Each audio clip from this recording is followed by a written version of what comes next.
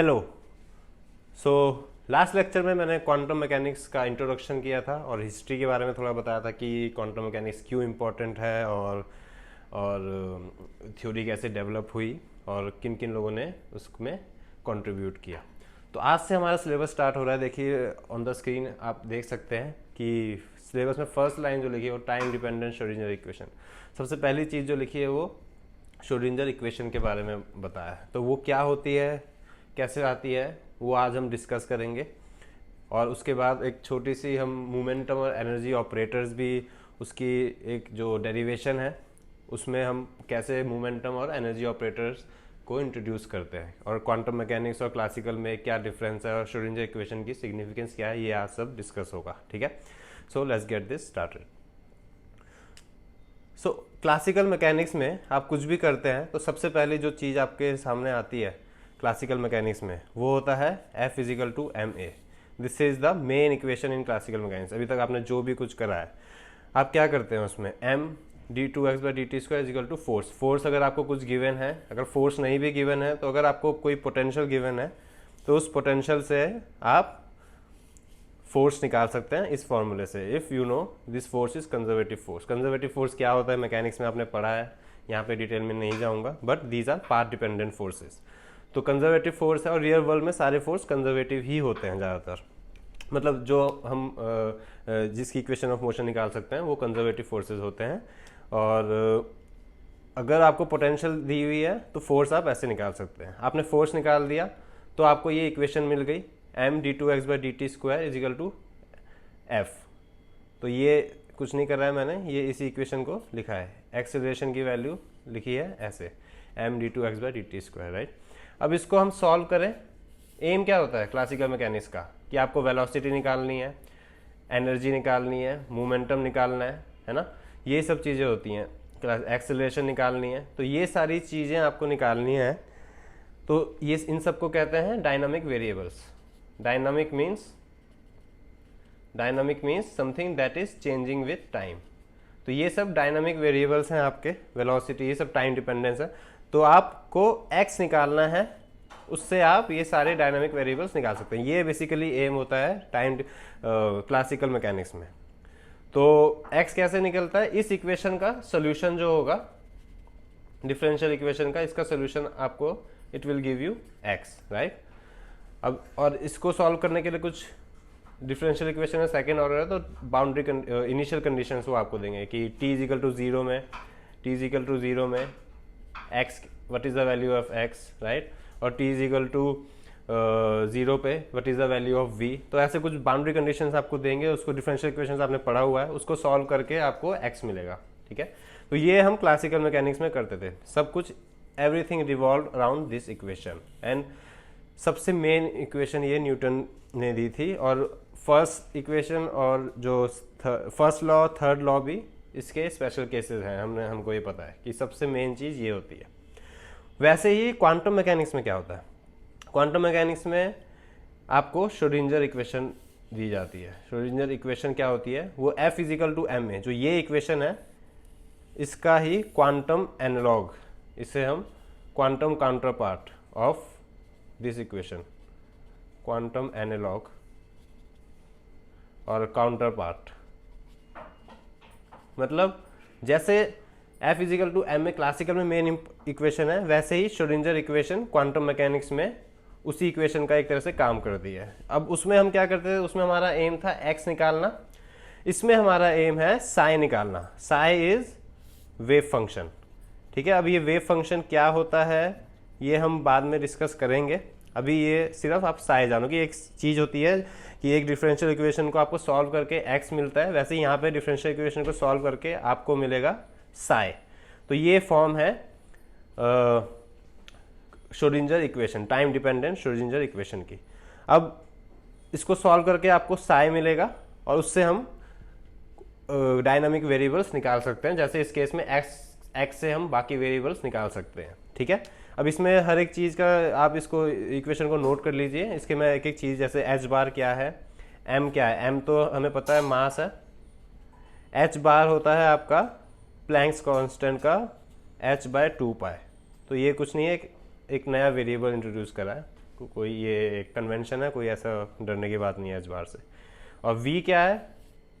Potential, ठीक है, वो पार्टिकल किस पोटेंशियल के अंदर काम कर रहा है वो है आपका v, एक्सटर्नल पोटेंशियल, ठीक है।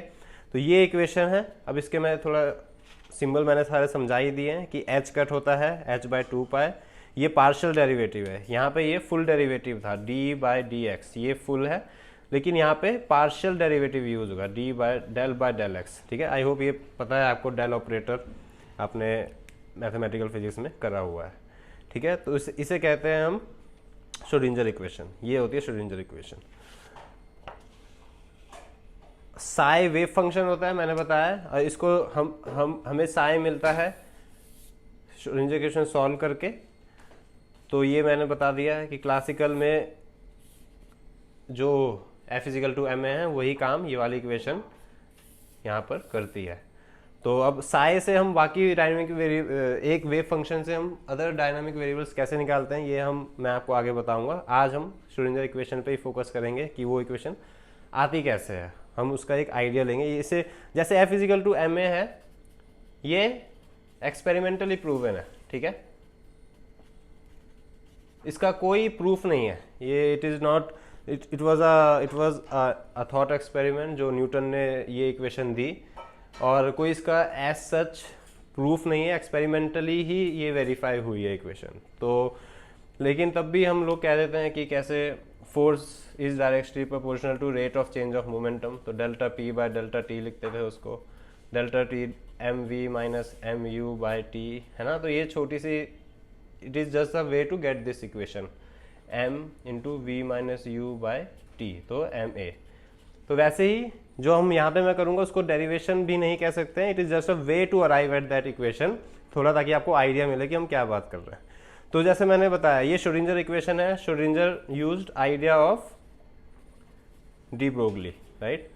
तो डी ब्रोगली ने क्या बोला था कि कोई पार्टिकल है और पार्टिकल क्या वेव नेचर होता है, जिस तरह से एक वेव का पार्टिकल नेचर होता है जैसे फोटॉन्स लाइट का, वैसे ही एक पार्टिकल का भी वेव नेचर होता है, ये डी ब्रोगली ने सजेस्ट करा।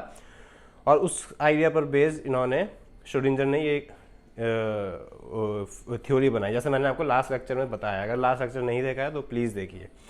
तो अब फ्री पार्टिकल है, ठीक है, free particle means free particle का मतलब भी हमको पता होना चाहिए। कोई फ्री पार्टिकल है मीन्स उसमें कोई एक्सटर्नल फोर्स काम नहीं कर रहा है, नो एक्सटर्नल फोर्स, वो सिर्फ अपने फोर्स से मूव कर रहा है, it is moving with velocity v, अपने फोर्स से नहीं, मतलब एक वेलोसिटी से मूव कर रहा है, उस पर कोई एक्सटर्नल फोर्स एक्ट नहीं कर रहा है, that is what a free particle. तो उन्होंने बोला कि कोई फ्री पार्टिकल है तो उसको उससे रिलेटेड एक वेव भी होगी, जैसे डी ब्रोगली ने बोला है। तो जो वेव है वो हमने इस फॉर्म की ले ली, साई = a e⁻⁰ -ωt। ये वेव है तो ओमेगा एंगुलर फ्रीक्वेंसी हो गई और k हो गया वेव वेक्टर, जो हमें पता है कि 2π/λk होता है, राइट।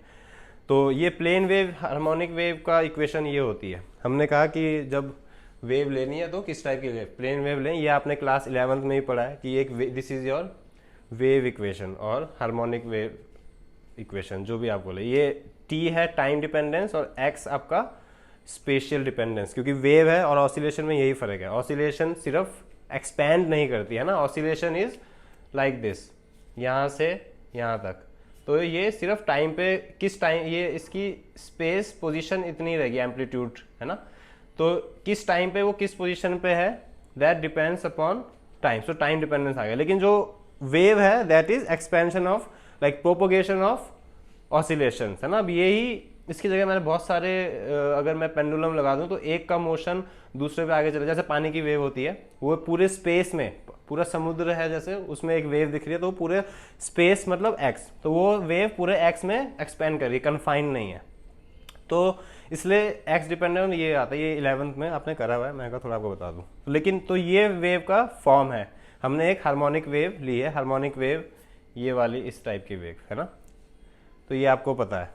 अब डी ब्रोगली कंसेप्ट है, तो डी ब्रोगली, ये मोमेंटम क्या होगा उसका, h by lambda, this is also I think in modern physics you have done in class 11th as well, in physics as well, in chemistry as well. जो wavelength होती है lambda is equal to h by p of the particle wavelength, ठीक है। Particle wavelength ये होती है from de Broglie hypothesis, ये सब डी ब्रोगली हाइपोथेसिस पे उन्होंने थ्योरी बनाई थी, मैंने बताया था। तो p क्या होगा यहीं से h by लैम्डा, अब ऊपर नीचे 2 पाई से मल्टीप्लाई करो, डिवाइड करो, तो h by 2 pi h cut हो गया और 2 पाई बाय लैम्डा k हो गया, तो p is equal to h cut k। ये काफ़ी इंपॉर्टेंट रिलेशन है जो आपको याद रखना है। This is equation 2। सिमिलरली अब वेव है तो उसकी फ्रीक्वेंसी होगी, और आइंस्टाइन का कंसेप्ट था कि for any frequency nu the energy associated with the particle will be E is equal to H nu, है ना। अब फिर से 2 पाई से मल्टीप्लाई 2 पाई से डिवाइड करा तो 2 पाई न्यू इज ओमेगा, तो that is why we get H cut omega, और 2 पाई बाय लैम्डा इज के, ये के होता है। I hope you remember this, अगर नहीं भी है तो पता चल गया।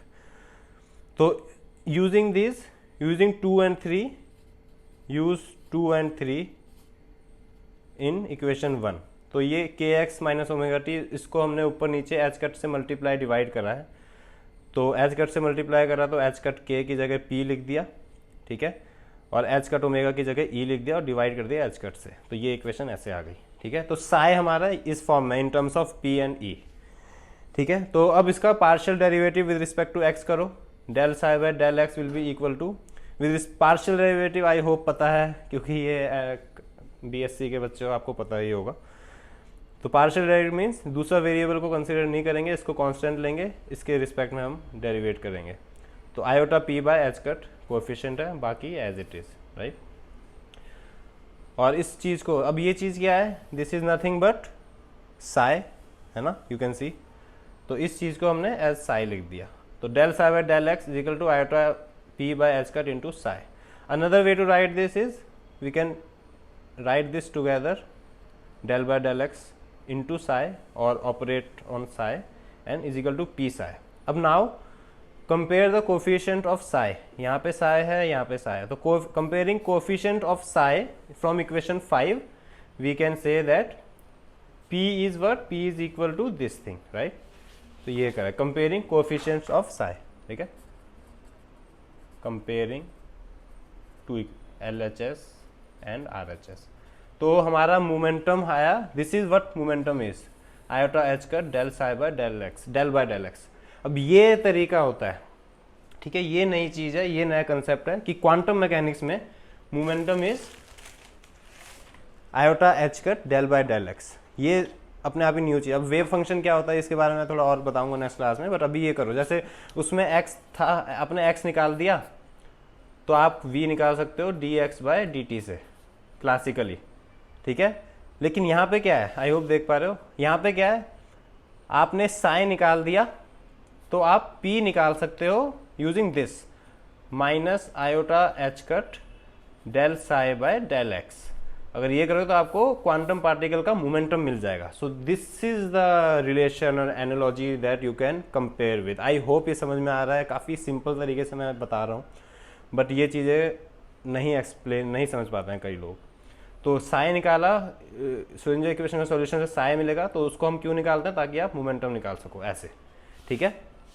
तो मोमेंटम ये होता है, this is momentum operator, okay, this is called momentum operator, okay, this is momentum operator. वहाँ पे मोमेंटम होता था क्लासिकल में, यहाँ पे everything will be in terms of operator. Operator means mathematical function है सिर्फ, वो थ्योरी में हमने एक्सपेरिमेंटली वेरीफाई हुआ है कि मोमेंटम ऐसे आता है, बट हमको थ्योरी निकालनी है तो मैथमेटिकल एक फंक्शन होता है ऑपरेटर, जैसे मल्टीप्लिकेशन डिवीजन सब्ट्रैक्शन होता है, वैसे ही this is an operator, obviously you can see del operator जैसे है, ये डेल ऑपरेटर ही है। तो differentiate psi now with respect to t, if you you do partial differentiation with respect to t, तो टी के कोएफिशिएंट क्या थे, E iota E by H cut, तो minus iota E by H cut into psi, right. ये I hope ये समझ में आ रहा है, डिफ्रेंशिएशन सिंपल है। अब आयोटा एच कट से you have multiplied both sides, ठीक है, आयोटा एच कट से मल्टीप्लाई करा तो iota iota -1 minus minus plus, और एच कट से एच कट कैंसिल, तो ये इधर आ गया और ये यहाँ पे सिर्फ ई बचा। अब ये क्या चीज़ है, this is nothing but psi, right. So iota H cut, इसको हमने फिर वैसे ही लिखा उस फॉर्म में, del psi by del t is equal to E into psi. अब check the coefficient of psi, you get this, है ना। उससे आपको क्या पता चलेगा, E is equal to this thing.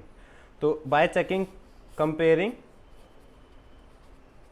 Comparing LHS and RHS of 7, ठीक है। 7th इक्वेशन में देखो साई का कोफिशिएंट क्या है, यहाँ पे ई है और यहाँ पर ये साई का कोफिशिएंट है, तो that means this is equal to this. Obviously ये आई होप समझ में आ रहा है। जैसे 5x is equal to AX है, तो a की वैल्यू क्या होगी, 5 होगी, a इज इक्वल टू 5, तो वही करा है। और दिस इज E, तो हमें energy, this is called energy operator. Energy operator पहले क्या निकाला था हमने, मोमेंटम ऑपरेटर, ठीक है। यहाँ पे निकाला है एनर्जी ऑपरेटर, तो एनर्जी ऑपरेटर वही है, हमने साई निकाला। अब साई आपको पता चल गया, तो यहाँ पे v था, और एनर्जी कैसे निकालते थे आप, 1/2 mv²। बट क्वांटम मैकेनिक्स में, क्वांटम फिजिक्स में ये सब वैलिड नहीं है, ये मैंने आपको पहले बताया था, ये चीज़ें फेल हो जाती हैं। क्वांटम मैकेनिक्स में नई थ्योरी निकालनी पड़ी, तो उसके लिए साई निकाला, p ऐसे निकाल दिया, और एनर्जी आप कैसे निकालोगे, kinetic energy iota H cut del psi by del T with respect to time, ठीक है। तो ये एनालॉगस चीज़ें चल रही हैं, आई होप समझ में आ रहा है, ठीक है। तो आपने एनर्जी ऐसे निकाल दी। अब एनर्जी को क्लासिकली ऐसे लिखते हैं p²/2m, है ना, E is equal to p²/2m। तो इस इक्वेशन को हमने ऐसे लिख दिया, इक्वेशन 8 को ही, इक्वेशन 7 को, दिस इक्वेशन E की जगह आई रिप्लेस E बाय p²/2m, ठीक है। तो p², ये चीज़ें वैलिड हैं, बट इनकी फॉर्म्स डिफरेंट है क्वांटम मैकेनिक्स में, है ना। ये चीज़ें आप भी पढ़ोगे कि जो क्लासिकल फिजिक्स है वो क्वांटम मैकेनिक्स का स्पेशल केस है, फेल नहीं होती है, ऐसे नहीं कि मतलब गलती है, वो चीज़ सही थी, वो चीज़ यहाँ पे भी सही है, बट स्पेशल केस है वो।